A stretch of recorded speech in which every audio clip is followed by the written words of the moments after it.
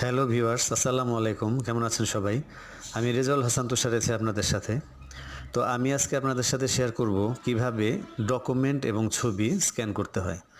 তো চলুন শুরু করা যাক। তো প্রথমে আমি এই ডকুমেন্টটা স্ক্যান করব। তো সেজন্য ডকুমেন্টটিকে আমি স্ক্যানারের ভিতরে রাখছি। ঠিক এমনি করে আপনারাও রাখবেন। রাখার পর এখানে প্রথমে ফটোশপে আসার পর ফাইলে আসবেন এবং ফাইলে আসার পর ইম্পোর্টে এসে ক্যানো স্ক্যান লিড 25 এখানে আপনাদের যে স্ক্যানার থাকবে সেই স্ক্যানারটি দিতে হবে। সেই স্ক্যানার একটি ক্লিক করতে হবে। তো ক্লিক করার পরে এরকম একটা ইন্টারফেস আমরা দেখতে পাবো।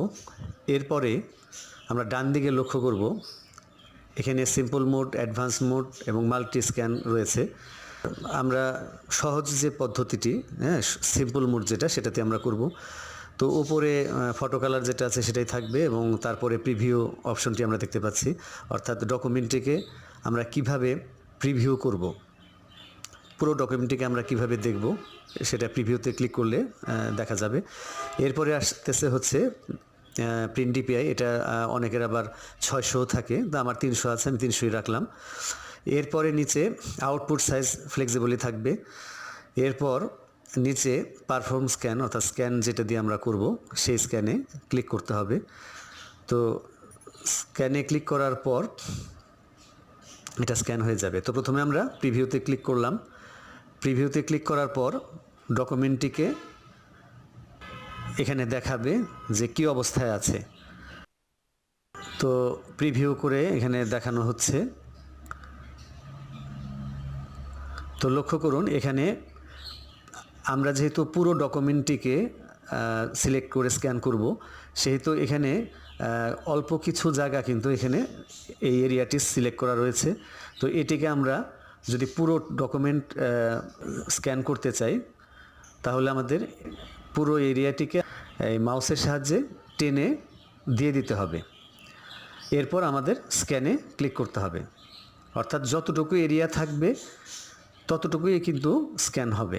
তো এজন্য আমরা যদি কোনো ডকুমেন্টে কম সংখ্যক জায়গা থাকে বা অল্প কিছু জায়গায় এরিয়া সিলেক্ট করা থাকে, তাহলে পুরো ডকুমেন্টটিকে আমরা যখন স্ক্যান করব তখন অবশ্যই এরিয়ার মধ্যে দিয়ে তারপর স্ক্যান করব। তো স্ক্যান হচ্ছে, আমরা একটু অপেক্ষা করব। তো লক্ষ্য করুন ভিউয়ার্স, আমাদের ডকুমেন্টটি কিন্তু স্ক্যান করা হয়ে গেল। এখানে স্ক্যান হওয়ার পরে লক্ষ্য করুন ডকুমেন্টটি কিন্তু এখানে দেখাচ্ছে। তো এরপরে আমি আপনাদের দেখাবো কিভাবে ছবি স্ক্যান করতে হয়। তো আমি এই ছবিটি স্ক্যান করে আপনাদের দেখাবো। তো ছবিটা আমি স্ক্যানারের ভিতরে রাখলাম। এরপর আবার আমরা ফটোশপে আসার পর প্রিভিউ করব।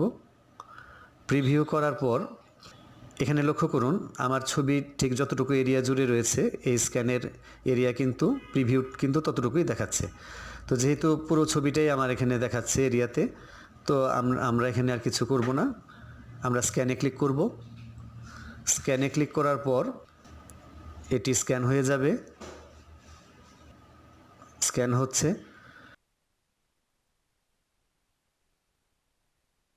এরপর আমরা এটা ক্রস করে দেব এবং ছবিটিকে আমরা এখানে কিন্তু দেখতে পাচ্ছি। লক্ষ্য করুন ভিউয়ার্স, ছবিটি কিন্তু স্ক্যান হয়ে চলে আসলো।